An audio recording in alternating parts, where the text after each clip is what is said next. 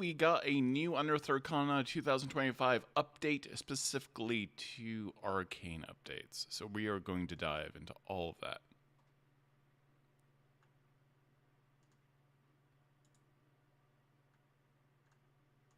I did hear a little bit of an echo, so I think that should be taken care of. And yeah, as people start rolling in, we will start diving into this new Unearthed Arcana.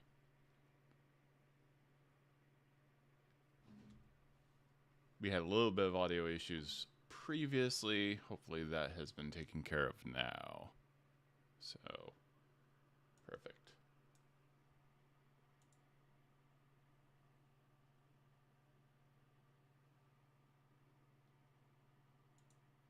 Just gonna go ahead and set up my monitor.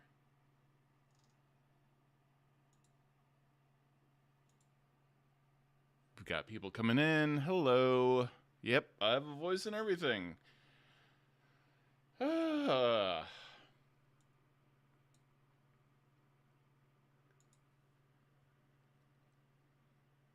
what happens when you do live stuff. Now we're going to talk about Unearthed Arcana. I'm pretty excited about all of this. So let's dive in here very quickly. Just making sure that everything is going according to plan now. Perfect. Yeah.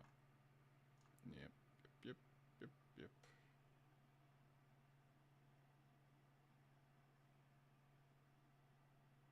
Next monetization is back on. And hopefully chatbot will be operating as well. Oh, no, I don't. Definitely don't want that. There we go. Perfect. And as always, let me know if you do see links showing up in chat, as well as ads and stuff like that. It's kind of how we keep the channel going in the first place. Always helpful to have an ad here and there. So I'm really excited for this Unearthed Arcana for a variety of reasons. So we will get going here very soon.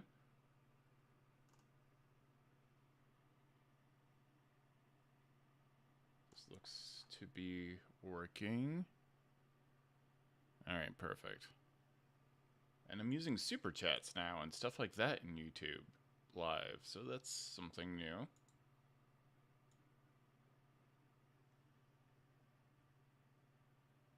Give you all the ads, perfect.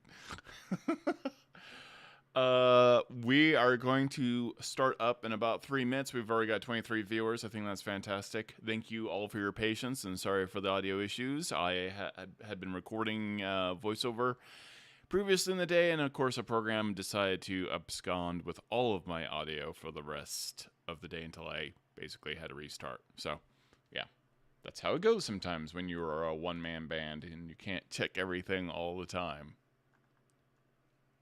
So, I'm going to move things around a little bit. Oh, including myself. That's hilarious. Gonna move you there. Gonna move this here. We'll see how that goes. And then gonna move here. I'm gonna try something new. This may be ill-advised for my brain, but we'll see. Perfect. All right.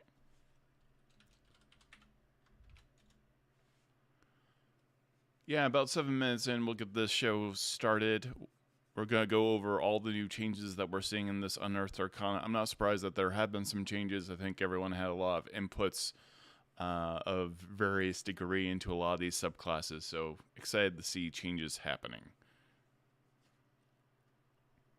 Yeah, it kind of fell under the radar. I saw it pop into my feed eventually.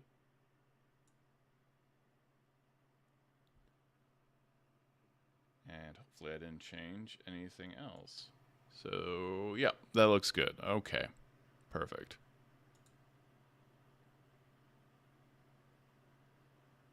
Give it a few minutes as people start to pile in. I hope everyone's doing really well. Thank you for joining the stream. I really appreciate it. And again, thank you for dealing with any technical difficulties you may see. We will trim off the top so this video is a little bit more succinct. So,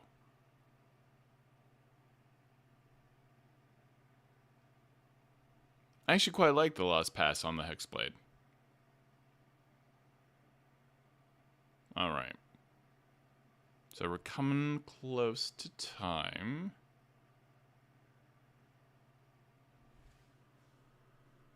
I think we should be good. Theoretically, we got 54 viewers in chat right now. We can do better than that. We can get 100.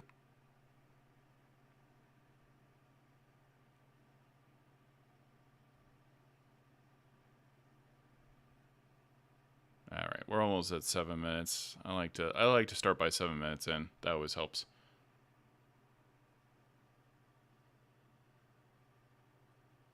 I love playtest material. It's my favorite thing. I love design. So I like to see the process.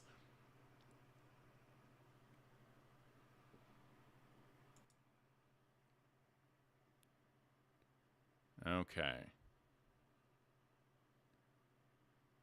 Coming up on 30 seconds, and we'll start. There it is. Everything's working. Hooray! All right, let's go ahead.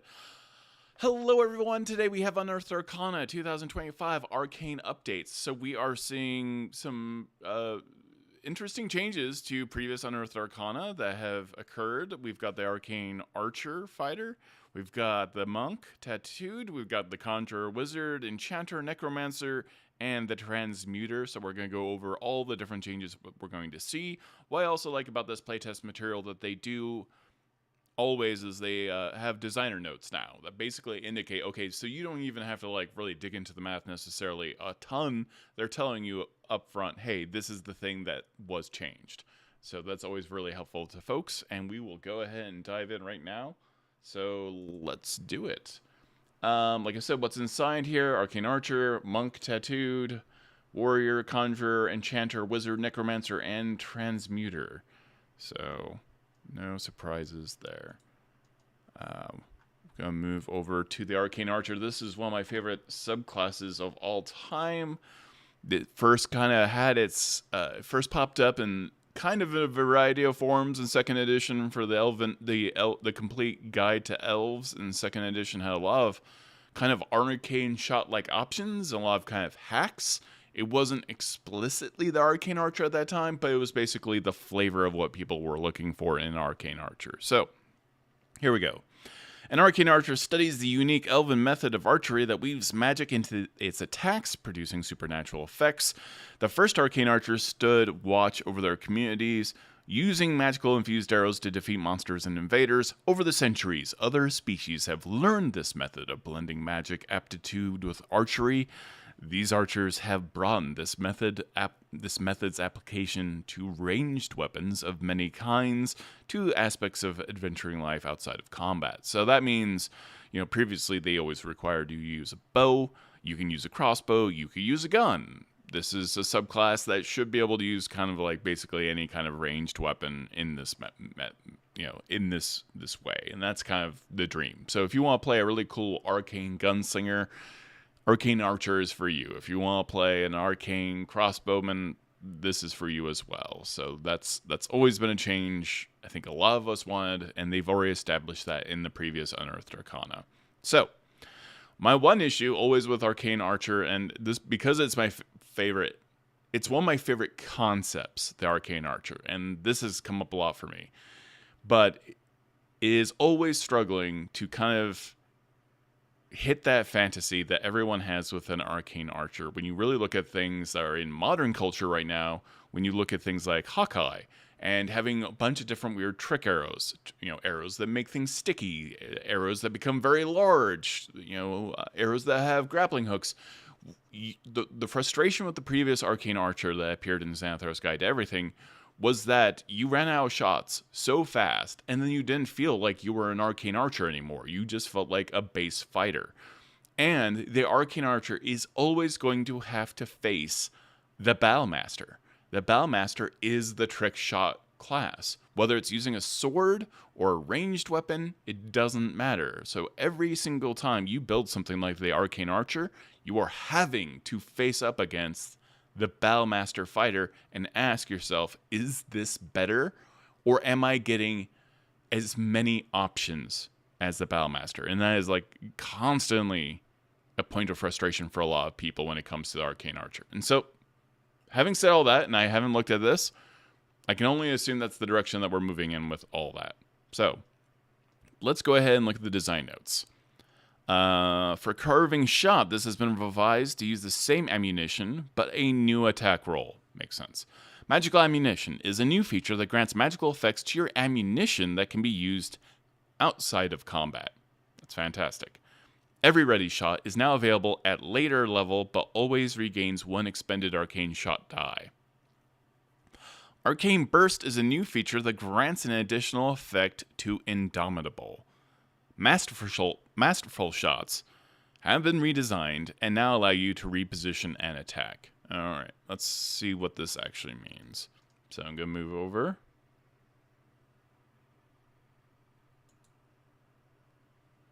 Arcane Archer lore, we're back to this. You get a cantrip, druidcraft, or predestination. I can never say it. You get skills like Arcana and nature skills, of course. Arcane Shot, you learn to unleash special magical effects with your shots. Arcane Shot options are here. You learn a number of Arcane Shot options of your choice when you reach fighter levels for 7, 10, 15, 18. Each time you learn a new Arcane Shot option, you can also replace one of the options you chose previously. Saving throws, we know all this stuff. So, Curving Shot. You learn how to redirect an errant shot towards a new target if you make an attack roll with a weapon with the ammunition property, and you miss, you can cause that shot to ricochet and hit a new target. Yeah, we've always loved this. This is always on theme for exactly what you want for an Arcane Archer. We're going to just bounce over to the other side of the PDF right now. So what are we looking for? Magical Ammunition. You learn to imbue your ammunition with magical properties. As you use a magic action, you can imbue a piece of non-magical ammunition with one of these following properties and fire it at a solid surface you can see within the weapon's range.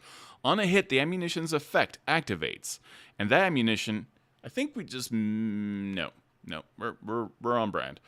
On a hit, the ammunition's effect activates. The ammunition attaches to the surface of that thing that's been hit. When the effect ends, the ammunition is then destroyed. Once you use this feature, you can't do so again until you finish a short or long rest. So this is utility stuff. So, Darkening Shot. Magical shadows fill a 15-foot ammunition originating from the ammunition for 1 minute. Non-magical flames in the ammunition are actually extinguished as well, and then the creatures in the emanation have a -5 to their wisdom perception checks and passive perception. Interesting. Okay. So Darkening Shot, it's not true full magical darkness, but it darkens the area. But this is very much, I don't know if you ever played Thief the Dark Project, but this is the kind of thing you would shoot and you would be able to take out torches or lanterns, things like that. You'd make the place more accessible for you to sneak on by. So that's a really advantageous, and this is the kind of thing we want to see with an Arcane Archer. I think this really works well. Unlocking Shot. A burst of magic fills a 15-foot emanation originating from the ammunition like a loud knock, and this is perfect. Audible from 300 feet away, also emits from the ammunition. Any object in the emanation that is held shut by a mundane lock or is stuck or barred becomes unlocked. This is the dream for you when you're an Arcane Archer. You know, if there's a door, if there's a portcullis, if there's a drawbridge, whatever, this can make or break a situation from a distance. So I love this flavor. It's not game breaking, and it adds utility to your character. So I really like this. I think this really helps. Anything that was stuck or barred. So this could even mean you could set up a trap of like a whole bunch of boulders, that are on the side of a cliff. You've created kind of like a makeshift dam to prevent them from falling. You can shoot this location. Trap is sprung. falls down, hits your target. So you can really think outside the box when you're talking about locking or unlocking. What if you have, say, there are beasts that are inside cages that are extremely dangerous, that they keep there, like some type of warg or dire wolf, and you hit the cages with this shot, then everyone's out. If there's a whole bunch of prisoners that are in a caged location and you hit that cage with this shot, all those things get unlocked. Or if a whole bunch of people are in chains, everyone within that emanation has their locks unlock. So you can really think of a lot of really cool things to be using that shot for that can be absolute game changers and have just tons of utility. I can see this getting cheesed pretty well too.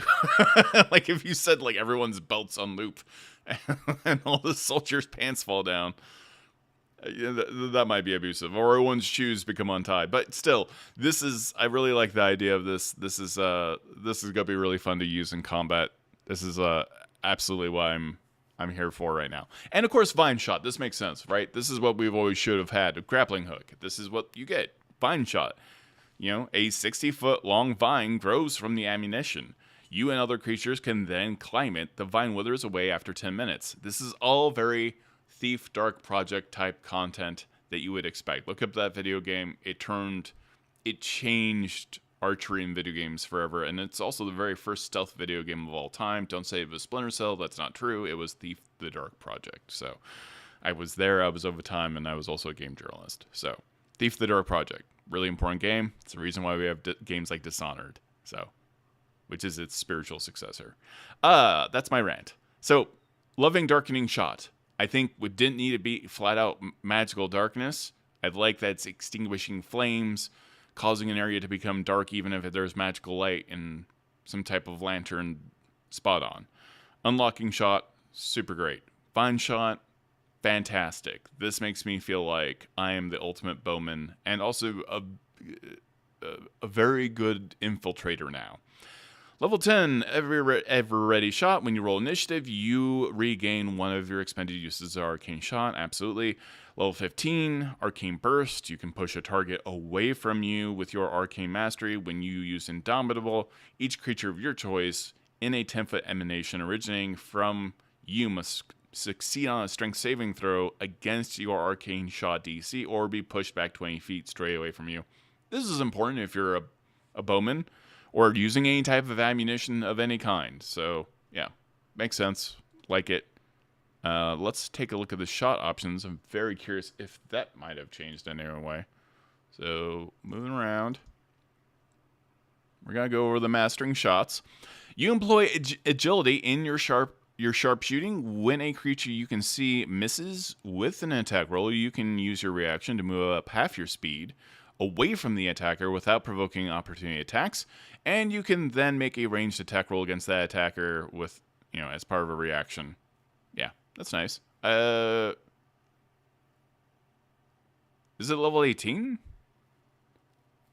I'm gonna have to think about how strong that is. I mean, it's great. You're getting if someone misses, you are creating distance between you and them, and so that's fantastic. Now, I'd love a shot where if I shot the arrow, I teleport to its location, kind of like how the Soul Knife works, and also a Final Fantasy movie. But I'm curious if any of the arcane shots here changed. We got Banishing Shot. This is always a crowd pleaser. It's also one of the ones you should always be using.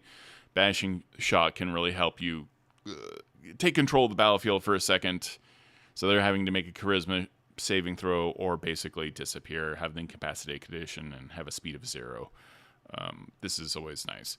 Beguiling Shot. Your ammunition beguiles your target. They take psychic damage as well as they have the charmed condition. That's nothing new. Bursting Shot. This is also super important to it being an Arcane Archer. You imbue your ammunition with explosive force energy immediately after you deal damage to the target, and each creature with a 10 feet emanation originating from the target takes force damage equal to 2 rolls of your Arcane Shot die. That's solid, and it's force damage, so you don't have to worry about any resistances, really. Enfeebling Shot. Your ammunition saps your target's strength.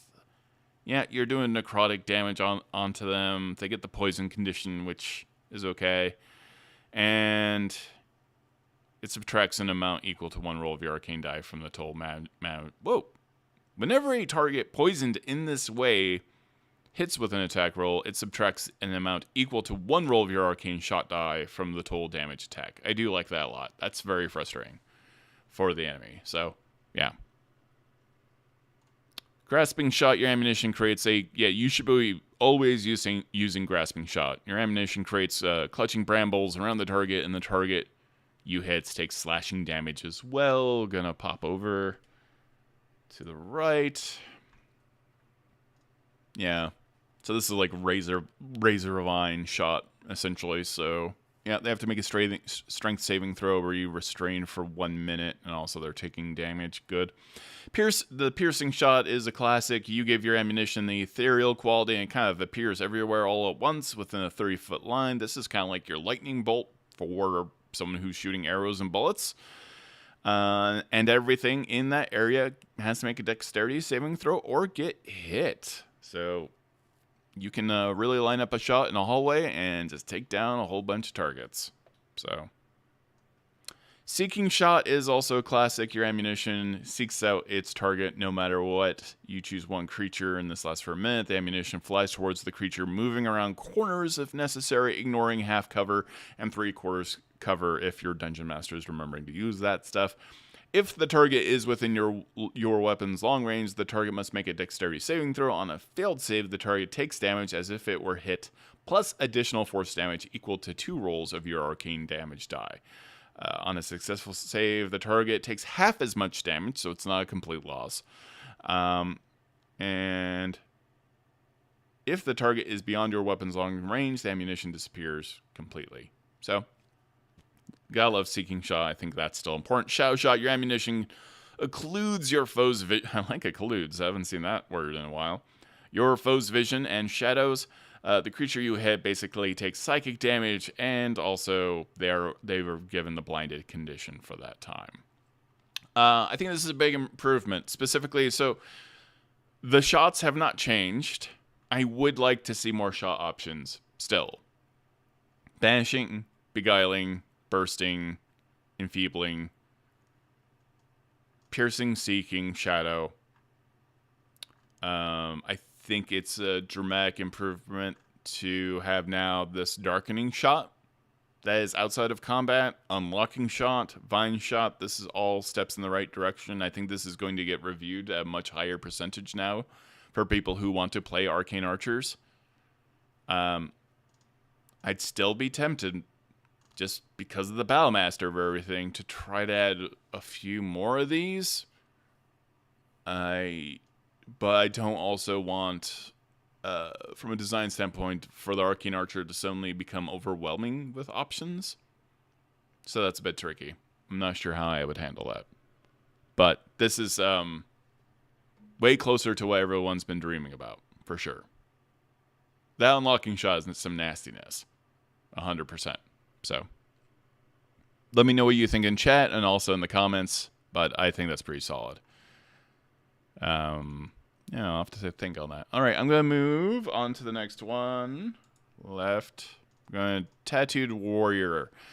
You enhance, martial arts with your magical tattoos, drawing from body marking traditions from across the multiverse. Tattoo warriors can use arcane powers imbued in their magic tattoos. These monks gain tattoos as they grow in martial prowess and insight. Tattooed warriors can reshape their tattoos to access a suite of physical and magical effects. I love the concept of this subclass.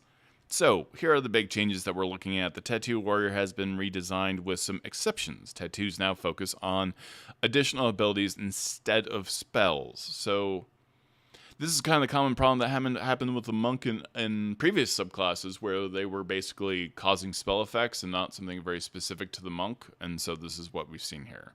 So the Beast Tattoo still grants a cantrip, but now each option provides a benefit that isn't tied to a leveled spell, and this is a big deal.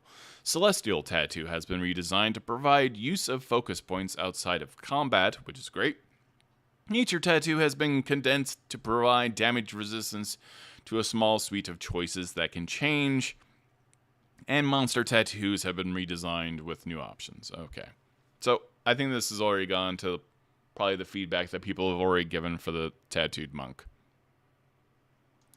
Magical tattoos. Yeah, we know what those are. Beast tattoos. Bat, you know the dancing light cantrip. And you also have blind sight within 10 feet. Nice. Butterfly, you know the light cantrip.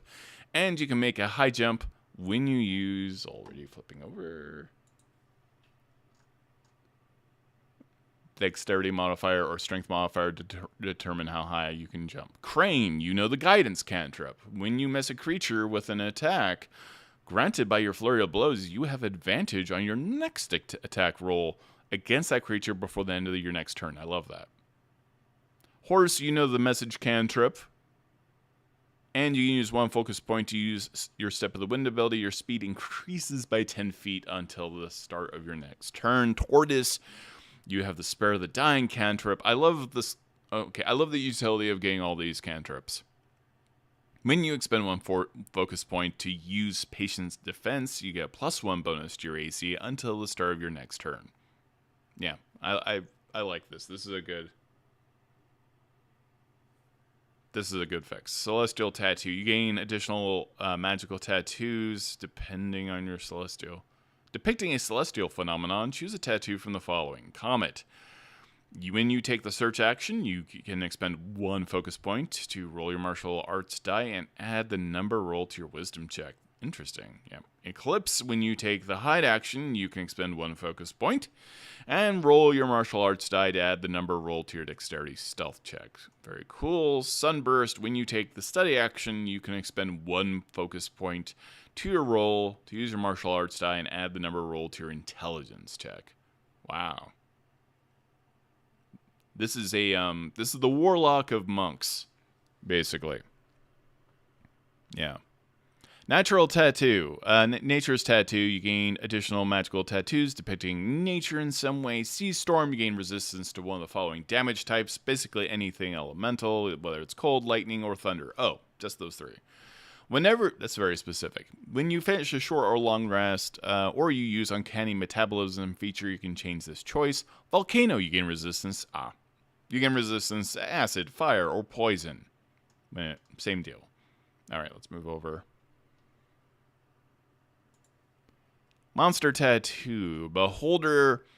At the start of your turn, you can spend 1 focus point to gain a flying speed equal to your speed for 10 minutes. Additionally, as a magic action, you can expend 1 focus point to use to fire 4 rays from your eyes that can, fire them at your target. You can see with 120 feet, making a ranged spell attack for each one.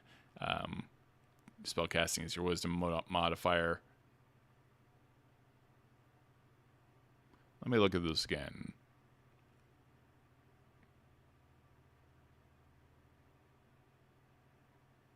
Attack does equal, it does force damage equal to 1 roll of your martial arts die, plus your wisdom modifier. Perfect. Chromatic Dragon. When you use the attack action, you spend a focus point.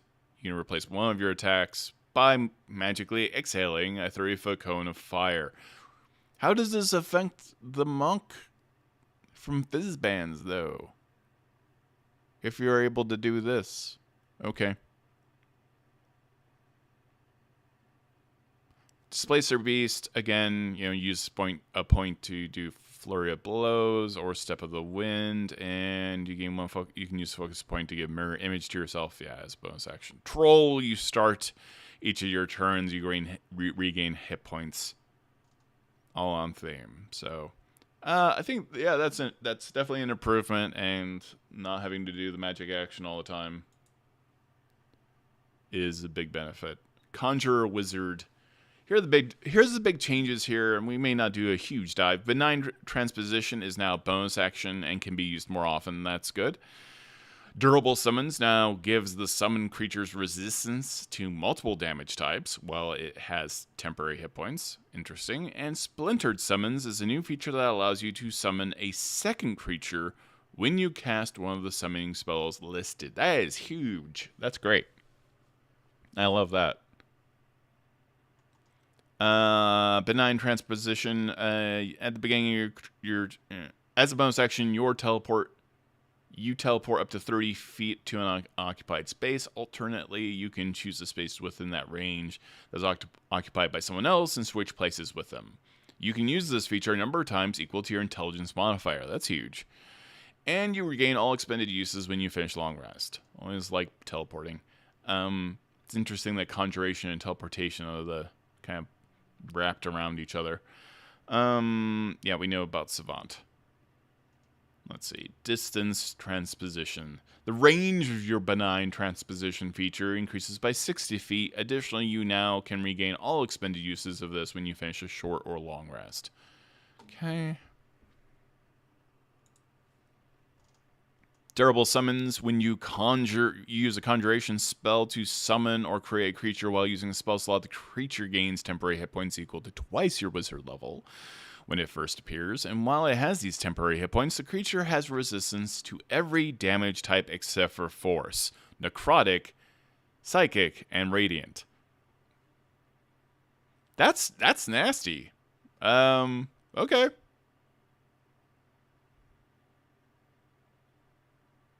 That's a lot. Okay.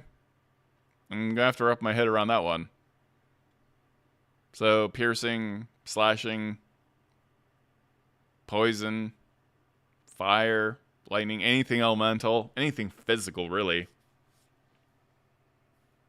Anything of the physical world in terms of magical type or damage type, it's basically resistance to. That is, as long as it has its temporary hit points. Once those temporary hit points go away, it doesn't have that resistance, but they come in strong. They come in very tough. I'm very curious if this ends up that powerful in a published book, though, because it should be just called Beefy Summons. Good lord. Okay. Well, we'll see. I mean, I love it, and if you love to be a conjurer, you love it. I think we all know that maybe this is more than we deserve. So we'll see. But I don't want to yuck anyone's yum. All right. Focus conjuration, taking damage doesn't break your concentration, of course. Splintered summons. When you cast Summon Aberration, Summon Construct, Summon Dragon, Summon Elemental, or Summon Fae, you can modify the spell to summon 2 creatures instead of 1. Each creature is of the same kind, uses the stat block and rules denoted by the spell, and manifests in a different unoccupied space within the spell's range. But the summoned creature's hit points are halved. If you lose concentration on the spell, both creatures disappear. This is interesting because even with the hit points being halved, you're still getting a lot of attacks off with some, again, these are conjured creatures, so they're gaining resistance to all these damage types, and they have temporary hit points. So what does it really matter that their hit points have been halved? Like, you're going in hot with a lot of attacks. So, once you use this feature to modify a spell in this way, you must finish a long rest before you do so again. It's nastiness. And I summoned 2 dragons at half the hit points, but they've got temp HP and they've resistance basically everything. That isn't psychic, force, necrotic, or radiant. I'm feeling pretty confident, and you can evaluate the situation based off your needs. So, this is extreme. This is the strongest the Conjuration Wizard will probably ever be and ever has been. So that is fantastic. If I loved Conjuration, which I do. All right, so we're gonna move to the right. Enchanter Wizard. Here's the big notes. Hypnotic Presence replaces the Vexing Movement and has been redesigned to use concentration, freeing up your actions on subsequent turns. Okay. Split Enchantment is available at an earlier level. Instinctive Charm returns, and this is redesigned to turn a hit against you into a miss, with potential to redirect the attack to a new target. I always like an ability that does that. Alter Memories returns and has been redesigned to allow Modify Memory to target multiple creatures. Fantastic. I'm already on board with that. So, Enchanting Conversationalist, we're back to this again. you gain proficiency with the following skills of your choice: deception, intimidation, or persuasion. Additionally, when you make an ability check using these skills, you can add your intelligence modifier as well. Totally makes sense. This is you could be the enchanter who is also the party face guy somehow in these scenarios. So Enchanting Savant. Choose 2 wizard spells from the enchant. Oh, yeah, we know about this. Hypnotic Presence. Your charming words and enchanting gaze can enthrall another creature. As a magic action, choose 1 creature that you can see within 10 feet of yourself. If that target can see or hear you, must succeed a wisdom saving throw or be charmed. We're going to go ahead and switch back. Now, at level 6, we get Split Enchantment. When you cast an enchantment spell such as Charm Person, that can be cast at a higher level to target an additional creature. You can increase the spell's effective level by 1. You can use this feature number of times equal to your intelligence modifier and regain all expended uses until you finish long rest. I think that's really strong. I like that. Instinctive Charm. When a creature within 30 feet of you that you can see hits you with an attack roll, you can use your reaction to force the attacker to make a wisdom saving throw against your spell save DC and basically hit a different target. I always think these abilities are hilarious. So I think that's really fun. Now, Altered Memories, I'm super excited for. Altered Memories, you can reliably enchant creatures and alter their memories. You always have the Modify Memory spell prepared. When you cast this spell, you can target a second creature with it that creature is, as long as the creature is within the same spell range. That's a bit of nastiness, and honestly, how many times, Modify Memory, you are going to run into several situations where you don't have someone alone to modify their memories. You may be there with 2 different targets, and that's ideal. So, that's great. Very good use. Now we're into the necromancy of it all. We know what necromancers are. This is iconic. So, the Necromancy spellbook now lets you use the Find Familiar spell to summon a skeleton or a zombie, and Grim Harvest now to restore hit points to an undead creature of your choice.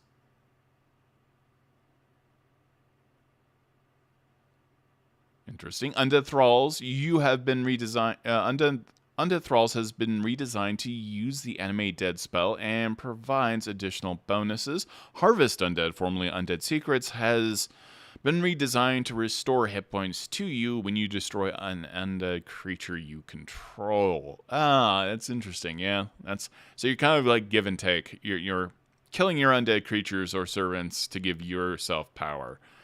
Interesting. Death's Master now allows you to create bursts of necrotic energy when an undead is reduced to 0 hit points. So we've got some exploding undead.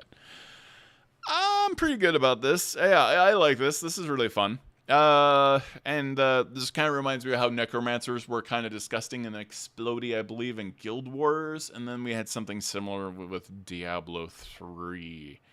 So there's always, the current in pop culture necromancers are a little bit more horrific, explodey with their thralls. And I think this is kind of leading into all that.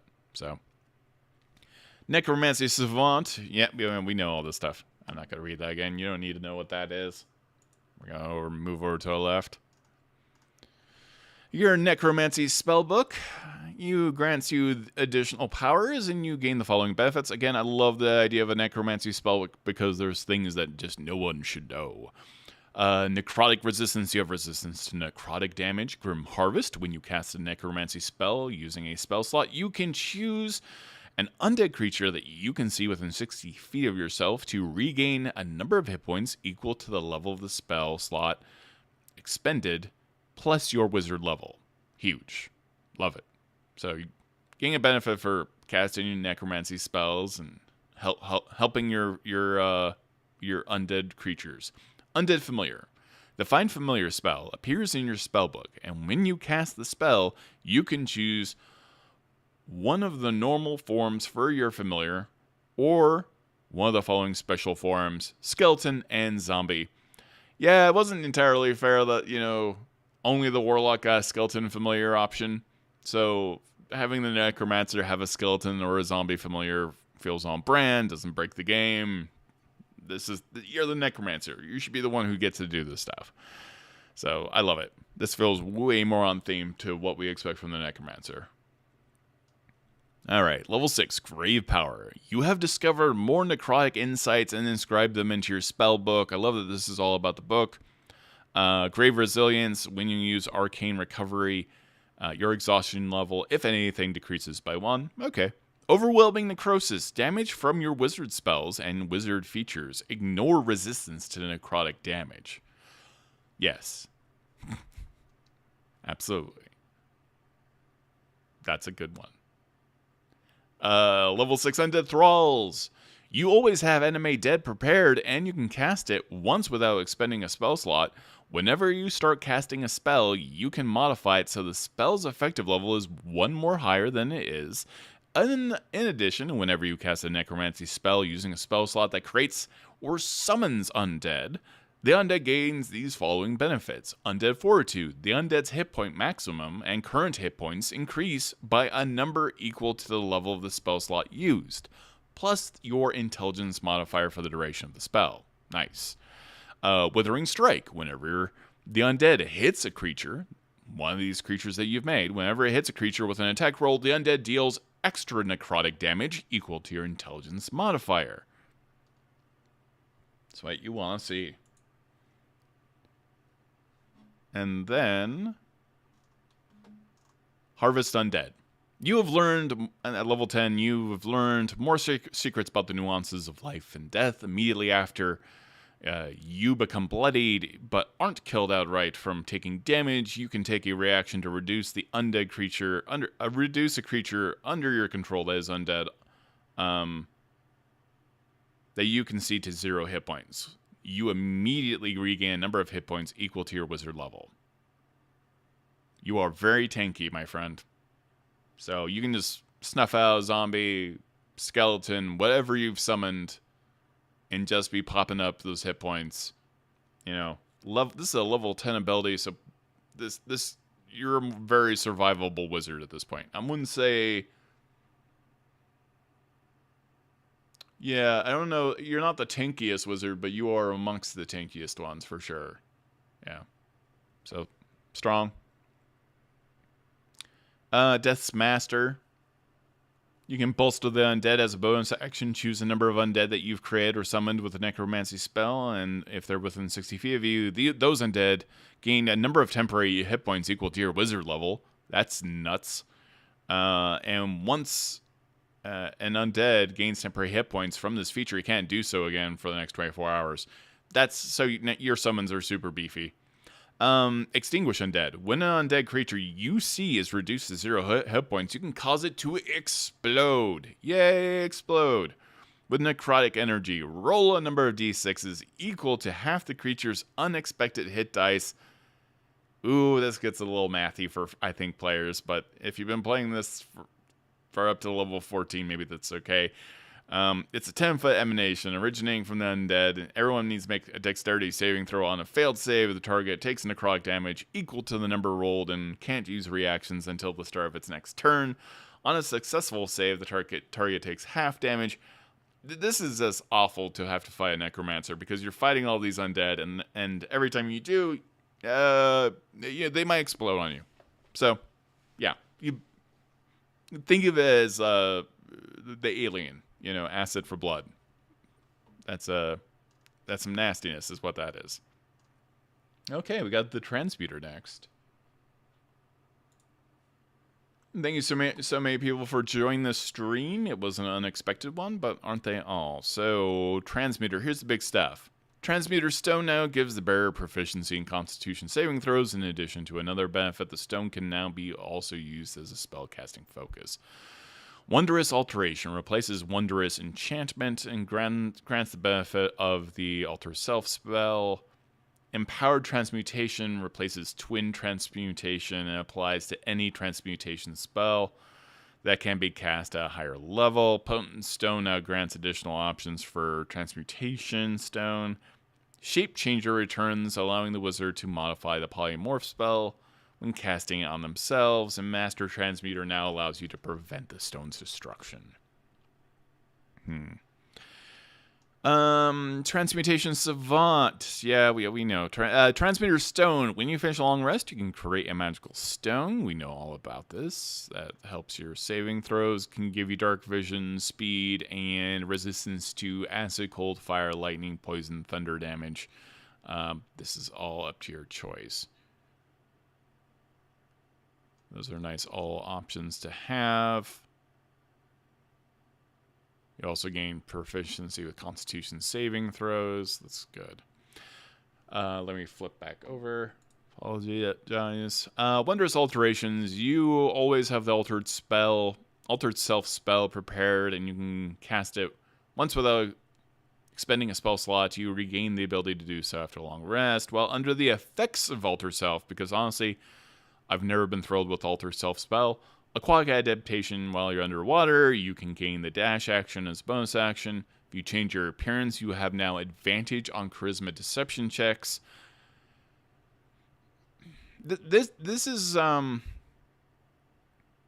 little weird because it's on theme. I use Altered Self, therefore I gain advantage on deception, but I feel like this is something Dungeon Masters are already doing anyways, are going to do with anyone who casts Alter Self. To anyone who's changing their appearance, they're going to grant them like an advantage to their deception. So whereas this completely makes 100% sense, yes, absolutely, they should have this. I almost feel like that should be part of the Alter Self spell to begin with. But yeah. Natural weapons, the damage you do increases by d6. Associated with that growth that you create, you also have advantage on Constitution saving throws to maintain concentration on this. Okay, makes sense. But as a transmuter and using Alter Self, how often are you using claws for a weapon attack, I guess, when you could be casting Fireball? Or any cantrip?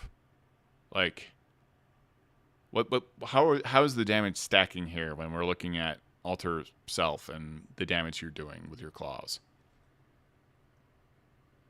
Yeah. Yeah, it's weird. Alter Self is kind of a weird spell. Yeah, if you're a wizard and at this point you are using claw attacks, you're a rough spot. You're also in the wrong spot. I'm just letting you know. You should not be where you are right now. Empowered Transmutation. When you cast a Transmutation spell that doesn't deal damage, such as Fly or Magical Weapon, using a spell slot, you can treat it as one level higher, absolutely, and you can use this feature a number of times equal to your intelligence modifier. We increasingly seem to be moving away from proficiency bonus as a number of times you can use something, and now we're going towards our base abilities. Potent Stone, your stone is more versatile. You can use it, yeah. You can choose each option of resistance only once. If you choose resistance twice, you must use the different damage types. You can change, okay. Yeah, you can choose 2 of these benefits now instead of 1. And you have Mighty Build. The bear, let me move over. Mighty Build, the bear has advantage on strength saving throws. The bear also counts as one size larger when determining its carrying capacity. Tremor Sense, the bear now has Tremor Sense within a range of 30 feet. I mean, these are really nice things to have. I'm wondering about the utility of this as a wizard. Level 10 Shapechanger. You always have Polymorph, available. In addition, when you target yourself with the spell and you modify the spell, you gain the following benefits. You can gain statistics. You retain your personality and memories and ability to speak. You also retain your intelligence, wisdom, and charisma scores, class features, language, and fates. That's huge. Okay. Yeah, that's amazing for Polymorph. That's great. Transmuted spells. You cast transmutation spells while shapeshifted, except for any spell with a material component that has a cost specified or consumed by the spell. So, wow, that's really solid, actually. That's huge. You are the ultimate shapechanger now. More so than really kind of the Circle of the Moon Druid at level 10. And then how does that... So maybe this is how it factors into the alter self of it all. So alter self is giving you a better claw attack potentially. Because level 10, level 10 shapechanger is a game changer for transmutation. This is the most important thing. Everything else is kind of cool. And maybe this is all building towards that because you now have advantage on concentration checks, which is really important. You know how you can also get better natural weapons. You can swim better. You can do all these different things, and you can get all these resistances to different damage types. So you are becoming increasingly tankier. And now, as a polymorphed creature, you are quite nasty because you've got resistances now to different damage types in theory, or different ways to move about, or different types of claw attacks. You've got tremor sense. You have a mightier build for strength checks. So you really are building into becoming a monster. And now that all makes sense. Because once you hit level 10, you are a monster. You are just vicious as a transmutation wizard. That's crazy. Yeah, that is super buff, super powerful. I wonder if it will survive. Level 4, Master Transmuter. While you carry your Transmuter Stone, you can take the magic action to consume the reserve of transmutation magic stored inside and choose one of the following benefits after your Transmuter Stone is done. You basically burn it away. You can transmute one non-magical object no larger than 10 feet in cube, or 8 connected 5-foot cubes into... Well, wow, math. You must spend 10 minutes handling the object to transform it. You can also touch a creature as part of this magic action, and the target regains a number of hit points equal to half of its hit point maximum. Huge. The target is cured of all magical contagions, diseases, and things like that. And... again, this is level 14. Restore life. You can cast the Raise Dead spell without expending a spell slot, using the stone in place of the required material components. That's massive, and I like Wizard having the Raise the Dead spell. So you'll feel that Necromancers should also have it, but whatever. Restore Youth. You can touch one willing creature as part of the magic action. The target's exhaustion level, if any, decreases to 0, and it permanently appears 3 to 10 years younger to a minimum of young adulthood. Why not just make it flat out 3 to 10 years younger? This has been a weird thing in D&D forever, where you only change in appearance, but you are still technically older, because they used to have charts about when your character would actually die. You would actually roll to figure out everything, like your height, your weight, how old you would live to. So this became kind of important in D&D for whatever reason. So I don't know. Yeah, just... And also, you're restoring youth to someone. This has no mechanical effect in the game, other than someone else in the game in a social interaction might like to lose 3 to 10 years and look that much younger. I think Raise the Dead is doing the heavy lifting on this capstone ability.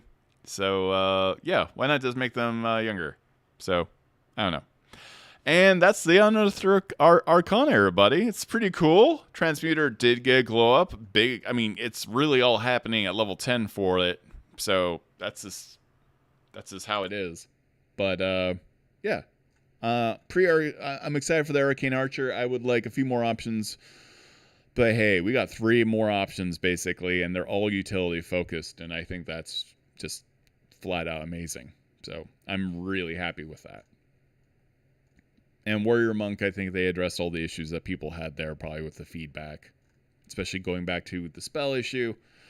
What does everyone think in chat? Sorry, I haven't had a lot of time to like scour chat while we're doing this. I hope you enjoy live streams like this. Sometimes it's just going to take way too long for me to make a streamlined video. It's better for me just to do this live. I also want to start doing a live show as well. I just need to start making it happening. I am flying everywhere all the time. So, yeah. It doesn't appear to be on the same menu. Okay, so I will say, for those who are wondering, I was on my mobile phone and I went to Unearthed Arcana on D&D Beyond and I did not find this Unearthed Arcana. I went to the article that talked about this Unearthed Arcana and then it took it to me. Then I went to my PC and went to D&D Beyond and looked under Unearthed Arcana and this did show up. So there's some kind of weird thing happening right now. This is the Arcane Archer I want to play. I would like a few more shot options, but honestly, this is an Arcane Archer with absolute utility. So, when you think about the fact that this is also a fighter, and you can layer on very specific feats to like supplement this, like whether you are Fey touched and you have Misty Step, now we're starting to see a more kind of Black Ops type character, right? For Arcane Archer, like you are able to unlock things from distances. You are able to add, shadows to a location. You can do this vine shot. You add the right feats and mixture to all of this, and you've got a very well-rounded character. And for a fighter, that's super strong. Plus, you got your weapon masteries and everything else. So, I think I'm being greedy maybe with Arcane Archer, and the entire D&D design team they know how I feel about the Arcane Archer, because I won't shut up about it. But I really love this. This is really nice. I really do love the utility of it. And as much as I would like more, I feel like that's okay. If we add any more, like I'll have to take. What are we looking at here, folks? Let's dive in. Let's take a look at the Battlemaster. So, let's do a Battlemaster comparison, shall we? Yeah, let's go ahead and do this right now so that we can say that we did it and we did our homework. So, gonna remove this here. So thank you for waiting. We're just gonna dive into exactly what we see in the Battlemaster. So, going to go to D&D Beyond. Oh, don't forget to like and subscribe, leave comments. So that all helps the algorithm. That's how we get paid. All that stuff. Smash the bell button. Blah blah blah. And Patreon is exactly because, by the way, there is no income made from YouTube. Patreon is absolutely how we're able to make these videos, and by we I mean myself. And the kindness of strangers. By we, I mean you watching right now. That's the we. It's a very royal we. So let's go ahead. Let's see. Game rules. Feats, equipment. Things are all over the place. We're just looking up the Battlemaster right now. Taking a while to load. How's everyone doing? One more shot option, I'd take it. I'd take one more shot option. But, that's where I start getting worried that maybe there's too much. So, that's why I'm like, maybe one more. So, let's look at how many... So, I should probably put this up somehow. Can I do this live?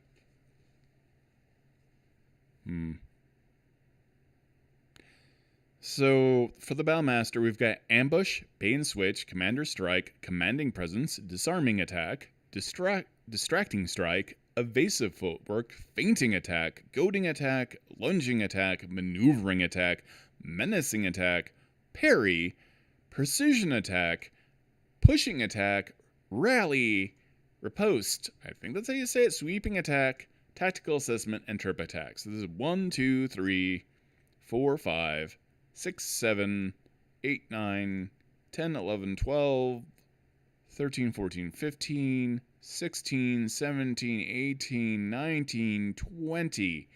There are 20 maneuvers for the Battlemaster? 20? Alright, so 20 maneuvers for the Battlemaster, just remember that. So now we've got really cool other abilities beyond arcane shots that we get at level 7. Not till then. But we've got Darkening Shot, Unlocking Shot, and Vine Shot. That's 3. Now we look at our arcane shot options.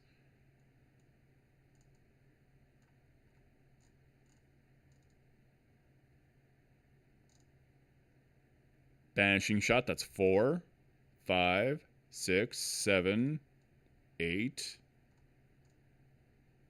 9, 10, 11. Alright. Is that right? That's 11. So we have, if we count our magical ammunition, we get Darkening Shot, Unlocking Shot, Vine Shot. That's 3. Plus our arcane shot options, which, by the way, you can only do this so many times a day.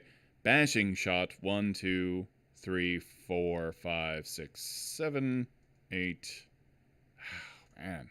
Yeah, so you got Banishing Shot, you got Beguiling Shot, you got Bursting Shot, Enfeebling Shot, Grasping Shot, Piercing Shot, Seeking Shot, Shadow Shot. These are all bangers, by the way. These are all really good.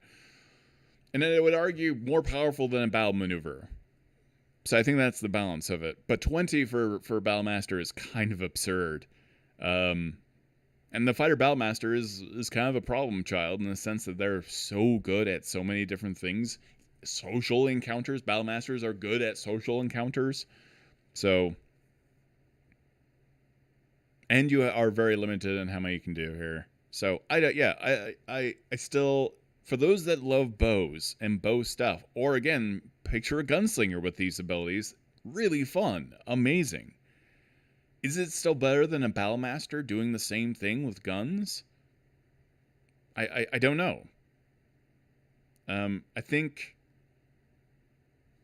did they change the number of shots you get? Arcane Shot. You learn 2 arcane shot options of your choice when you start. You learn additional shot options. At level 7, 10, 15, 18. Each time you learn a new arcane shot option, you're also able to replace another shot.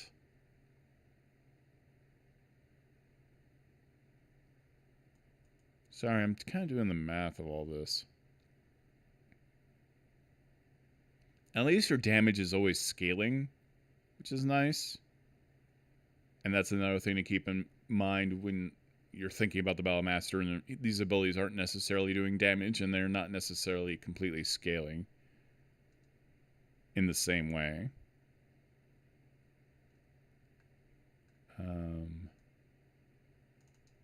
Curving Shot is, yeah, Curving Shot is almost its own thing for sure. The Ever Ready Shot does kind of make things a little bit better.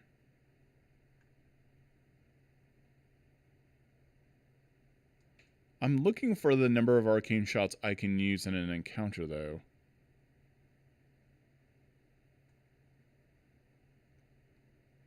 Once per turn, when you make a ranged attack using a weapon with the ammunition property, you can apply one of your arcane shot options once to that attack. You decide to use the option when you hit a creature and deal damage, so at least you're not wasting it. So that's nice. You can use this feature a number of times equal to your intelligence modifier a minimum of once. Okay, that's way better than it used to be. So your intelligence modifier is determining how many arcane shots you have. Ooh, that is hard because you are really an intelligence-based fighter now. You're really splitting your intelligence and your dexterity in a huge way to get those extra shots. So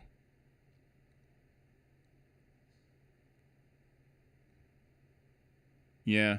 Okay, well, it's still significantly better than Arcane Archer ever was, so that's good. Yeah, using your intelligence modifier is huge. you've got every ever ready shot as well, and like honestly, like darkening shot is huge, right? And there's no limitation on this, right? Let's see. Well, there must be a limitation on these utility shots. You learn to imbue your ammunition with magical properties. As a magic action, you can imbue a piece of non-magical ammunition with one of the following properties. Fire onto a solid surface you can see within weapon's range. On a hit, the ammunition effect activates, and the ammunition attaches to the surface. Once you use this feature, you can't use it again until you finish a short or long rest. You can also restore the use of this feature by expending a use of your second wind. Whoa, you can only use this once?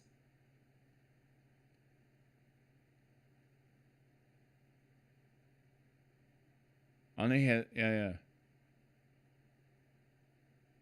Once you use this feature, you cannot do so again until you finish a short or long rest. You can use your second wind to get another use of this. I would like two of these. I wouldn't like. I don't want just one. Like, the darkening shot I would use with the vine shot, right?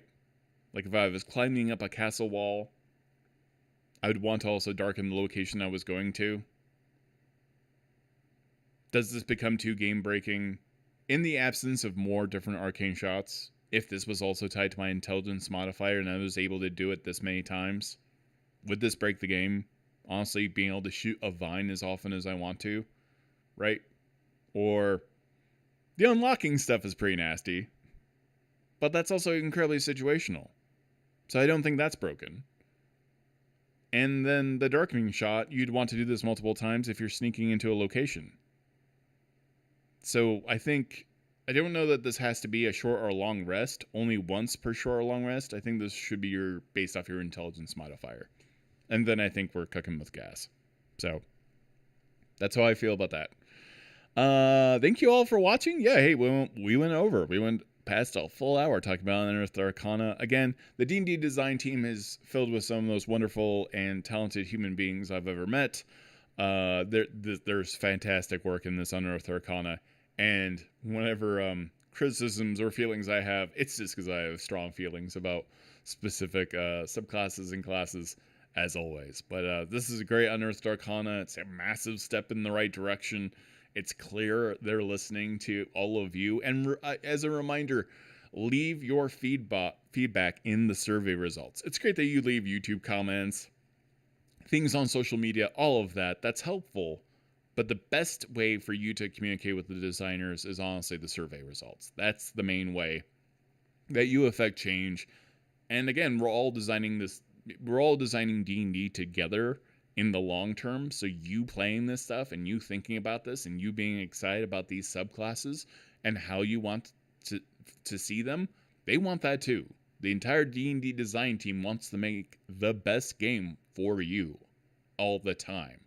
So you giving them concise, logical feedback always helps. It's always huge. So they appreciate it. I appreciate it. Everyone appreciates it. So that's our live stream, everybody. Don't forget to like, subscribe, ring the bell. If you can, donate on Patreon or donate on the YouTube stream right now. YouTube has its own ways of supporting video content. So I just want to say thank you to all of you. I've been extremely busy. I do have a lot of updates coming up. I can tell you there's going to be so many videos coming out in October. It's going to be a lot. There's going to be a lot of video content. There's going to be a fire hose of video content in October. We'll see about November and December, but it's an intimidating amount of video files I currently have on hand. I'm also very curious what all of you would like to see me talk about in videos that aren't interview based. I used to have a character builder show that I used to do every week. So let me know, in the comments, what type of other content you would like me to do as well. I also started interviewing a lot of voice actors who I know from the Baldur's Gate 3 cast. And so you're going to start seeing other content from people who are voice actors or celebrities who also play D&D that also give their D&D advice. So there's going to be a lot of video content about a lot of things that everyone is definitely interested in. So thank you so much. Have a happy Thursday. Have a great day. And I hope you have if I don't talk to you sooner, have a great weekend. Thank you